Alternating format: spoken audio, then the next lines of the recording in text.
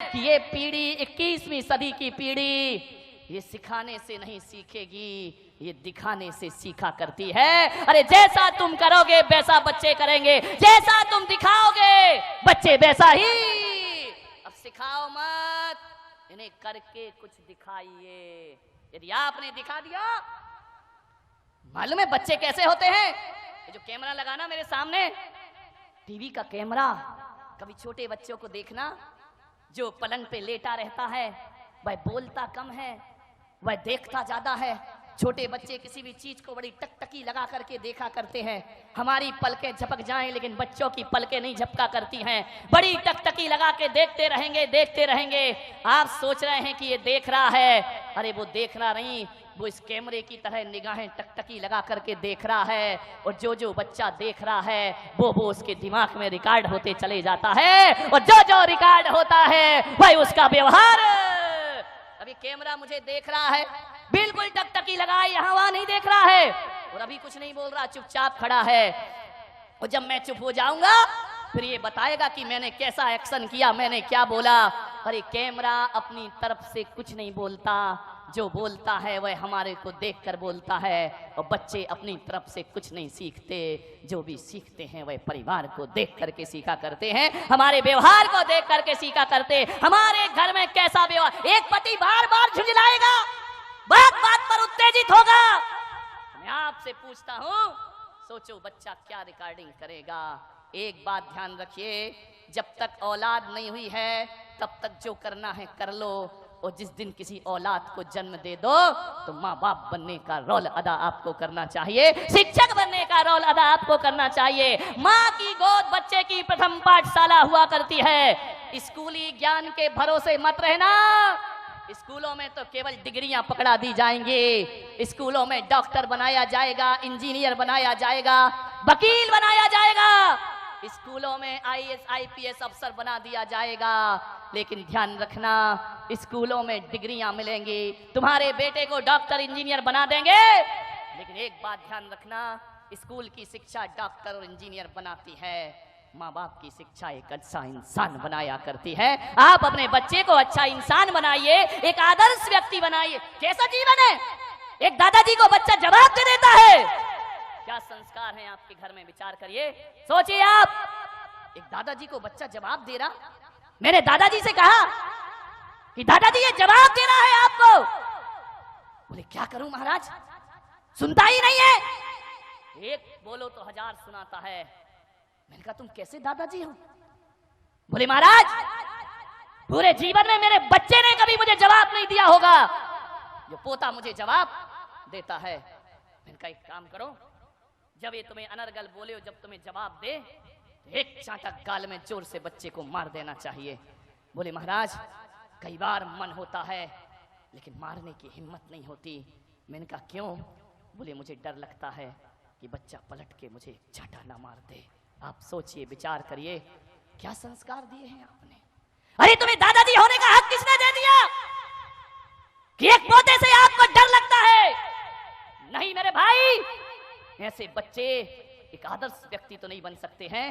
यदि एक दादाजी और एक बाप अपने बच्चे से कुछ कहने में डरता है तो समझना वो ऐसे आत्मघाती संस्कार दे रहा है कि आज बच्चा माँ बाप पर धौंस जमाता है, कल मोहल्ले में जमाएगा, परसों समाज में जमाएगा, और एक दिन तुम्हारा बेटा आदर्शवादी बेटा तो ना बनेगा बल्कि आतंकवादी बेटों में उस बच्चे का नाम शामिल हो जाएगा। आपसे मेरा निवेदन है, इतनी जुर्रत बच्चे की नहीं होना चाहिए कि वह माँ बाप को पलट करके जवाब दे सके। ध्यान रखिए, कैसे होगा ये?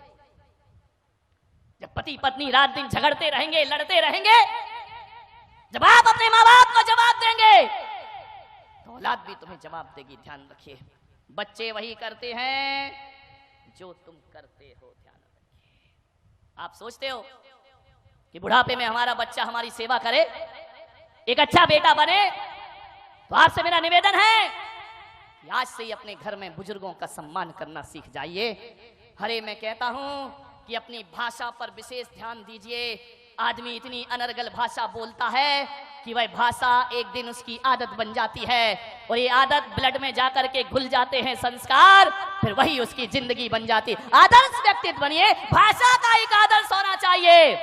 ऐसा परिवार बनाओ, ऐसा माहौल बनाए माताएं कि बड़ों से ही आप कहना ना सीखें बल्कि बच्चों से भी आप कह करके बातें करें, बच्चों में भी जी लगा करके बातें करें। अरे बच्चों की बात तो छोड़ो, मैं तो कहता हूं कि तुम्हारे घर में जो नौकर रहता है ना, उससे भी इज्जत से पेश आइए। इज्जत से पेश आएंगे ना तो नौकर ये नहीं कहेगा कि हर साल मेरी तनख्वाह बढ़ाओ। यदि सम्मान दोगे तो उतनी तनख्वाह में भी आनंद के साथ जी लेगा, आपकी इज्जत करेगा, आपका सत्कार करेगा। इज्जत से पेश आइए, ऐसे शब्द ना बोले। मैं बड़े आदर के साथ बहुत बहुमान देता हूं कि जैन समाज में एक समाज ऐसी है जिसने आज भी अपनी भाषा की सभ्यता नहीं खोई है और इतनी अच्छी भाषा उनके घरों में बोली जाती है। मैं कोई पक्षपात नहीं कर रहा हूं, मैं पूरे देश में घूमा करता हूं, लेकिन कह सकता हूं कि जैन समाज में खंडेलवाल जैन समाज वो समाज है जहां बोली में आदर्श हुआ करता है, बोली में सभ्यता हुआ करती है। अरे बड़े तो बड़े, वहां तो साफ लगा करके बात की जाती है, वहां तो अच्छे शब्द बोले जाते हैं, वहां काका जी नहीं कहा जाता है, काका साहेब कह करके बुलाया जाता है। और तो और वहां ऐसा कल्चर है, उनकी ऐसी संस्कृति है, ऐसी पढ़ी लिखी समाज है कि ड्राइवर को भी ड्राइवर कह के नहीं बुलाते हैं, उसे भी ड्राइवर जी कह करके आवाज दिया करते हैं। ये सभ्यताएं सीखिए। आप कैसा बोलते हैं अपने घर में? इज्जत से बोलेंगे तो बच्चा भी इज्जत से बोलेगा, ध्यान रखिए। मान्यवर, किसी आदमी को क्या चाहिए? दो मीठे शब्द चाहिए। और क्या चाहिए? तुम्हारे घर कोई आ जाए, मैं कहता हूं चाय फीकी हो तो चल जाएगी, लेकिन आदमी की वाणी बड़ी मीठी होना चाहिए। मीठी वाणी होगी, वाणी अंतरंग का दर्पण हुआ करती है। आप जिन शब्दों का प्रयोग करते हैं उससे आपके स्तर का पता चलता है। जिन भाषा का आप प्रयोग करते हैं उससे आपके चिंतन का पता चलता है। यदि आप असभ्यता भरी बातें बोलते हैं तो समझ लीजिए कि हमारा स्तर बहुत गिरा हुआ स्तर है। अच्छी भाषा का प्रयोग करिए। नौकर से भी आप कहकर और जी लगाकर बात करना सीखिए। यह है बच्चों की परवरिश करना। अभी नदी किनारे देखना, जो पेड़ नदी किनारे अकड़ के खड़े रहते हैं, बाढ़ आती है जड़ सहित उखाड़े जाते हैं। और जो लताएं झुकना जानती हैं, कितनी भी बाढ़ आ जाए वह झुक जाती हैं। बाढ़ शांत हो जाती है, लताएं फिर लहराने लगती हैं। ध्यान रखिए, झुक कर जी, झुको। झुकने से बहुत कुछ मिलता है, अकड़ने से दुनिया में किसी को कुछ नहीं मिला है। जो अकड़ता है ना उसे यमराज बहुत जल्दी पकड़ता है। ध्यान रखना, जो झुकेगा वही जिएगा। झुक करके जी। मान्यवर, जो काम अकड़ के नहीं होते वो काम झुक के हो जाते हैं। थोड़ा सा घर में झुकने की कला आ जाए, बड़ों के सामने झुकने की कला आ जाए, 90% समस्याएं आपकी समाप्त हो जाएंगी। महाभारत हुई अकड़ के कारण, रावण का सर्वनाश हुआ अकड़ के कारण, कंस बर्बाद हुआ अकड़ के कारण, लादेन की दुर्दशा बनी अकड़ के कारण। ध्यान रखना। और जीवन में जितनी भी हमने अच्छी अच्छी उपलब्धियां छोड़ी हैं वह अपने अहंकार के कारण छोड़ी हैं। ध्यान रखना। एक घर उजड़ता है तो अकड़ के कारण। वो दो आदमी आपस में कभी नहीं लड़ते, जब भी लड़ते हैं तो दो अहंकार आपस में लड़ा करते हैं। दो समाज आपस में नहीं लड़ती, उनका अहंकार लड़ा करता है। दो धर्म आपस में नहीं लड़ते, उनकी अकड़ लड़ा करती है। और हिंदू मुस्लिम कभी आपस में नहीं झगड़ते, उनके अहंकार आपस में झगड़ा करते हैं। 13 और 20 पंथ आपस में कभी नहीं लड़ते, उनकी अकड़ लड़ा करती है। ध्यान रखना। इसलिए मैं कह रहा हूँ, झुक कर जियो, झुक कर जियो। हम तो वो हैं जिस पंथ में जाते हैं उसी पंथ में सम्मान पा जाते हैं। ध्यान रखिए। कोई 13 पंथी मंदिर में बुलाता है तो हम वहाँ भी सम्मान से जाते हैं। 20 पंथी बुलाता है वहाँ भी सम्मान से जाते हैं। श्वेतांबर बुलाए तो वहाँ भी सम्मान से जाते हैं। और तो और कोई गुरुद्वारे में बुलाए तो हम वहाँ भी सम्मान से जाते हैं। चर्च में बुलाए तो सम्मान से जाते हैं। और तो और मेरे भाई, शिरडी के मंदिर में भी बुलाए तो हम सम्मान से वहां भी पहुंच जाया करते हैं। ये झुकने की कला है। अकड़ो मत, मुंह मत फेरो, अहंकार में मत जियो। विनय के विमान में बैठकर मोक्ष की यात्रा होती है, अहंकार की कार में बैठकर मोक्ष की यात्रा कभी नहीं हुआ करती है। विनय के विमान में बैठ क्या फर्क पड़ता है? किसी से झुक के मिल लिए तो बिगड़ता क्या है? अपना क्या जाता है? एक बात याद रखना, जो पहाड़ पर चढ़ता है ना, जो पहाड़ पर चढ़ता है वो झुकता है, और जो उतरता है वो अकड़ता है। ध्यान रखिए, झुकने वाला ही ऊंचाइयों पर पहुंचेगा, अकड़ने वाला कभी नहीं पहुंचता है। माता पिता के चरण छूते हो तो मत सोचना कि तुम उनका सम्मान कर रहे हो, हकीकत में तुम अपने आप का सम्मान कर रहे हो। जो माता पिता के चरण को इसमें तुम्हारा सम्मान है। सास ससुर के चरण छुओ तो सास ससुर का सम्मान नहीं, एक विनयवान बहू का सम्मान हुआ करता है।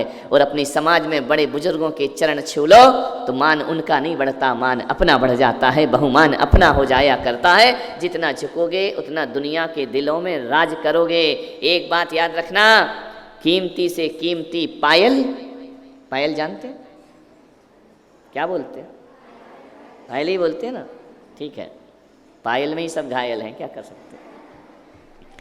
कितनी भी कीमती पायल हो, कितनी भी महंगी पायल हो, कितनी भी बड़ी और सुंदर और वजनदार पायल हो, लेकिन जब भी पहनी जाती है, पैरों में पहनी जाती है और 1 रुपए की छोटी सी बिंदी माथे पे लगाई जाती है, क्योंकि वो बिंदी बहुत छोटी हुआ करती है। बिंदी माथे पे चढ़ती है, पायल पैरों में जाती है। एक बार क्या हुआ, मैं मंदिर गया, राजा बाजार के मंदिर, शांतिनाथ भगवान के दर्शन करने। एक बहुत बड़ा सा घंटा वहाँ पर लगा हुआ है। मैंने क्या देखा, एक पुजारी पूजा कर रहा है, छोटी सी घंटी लिए हुए है। मैंने घंटे को देखा और घंटी को देखा, दोनों में संवाद चल रहा था। घंटा बोला, यार मुझे लटका के क्यों रखा जाता है, मुझे दरवाजे पर क्यों लटका देते हैं, और एक घंटी तू इतनी सी है, तू भगवान के पास क्यों जाया करती है, तू तो बहुत छोटी है। कभी हिंदू मंदिर, वैष्णव मंदिर में देखना, पुजारी जब आरती करता है तो घंटी भगवान के पास ले जाता है, और घंटा जो होता है बाहर लटका रहता है। पूछा कि घंटा तू क्यों बाहर लटका है, घंटी तू क्यों भगवान के पास है? विचार करिए, उसने भगवान से पूछा कि मैं तुमसे दूर क्यों खड़ा हूँ, ये तुम्हारे पास क्यों आती है? भगवान ने इतना ही कहा कि घंटा तू अकड़ में है इसलिए वहाँ लटका है, और ये छोटी है इसलिए मेरे पास आ जाया करती है। इसने अपने आप को छोटा बना लिया है। जो छोटा होगा वो भगवान के निकट होगा।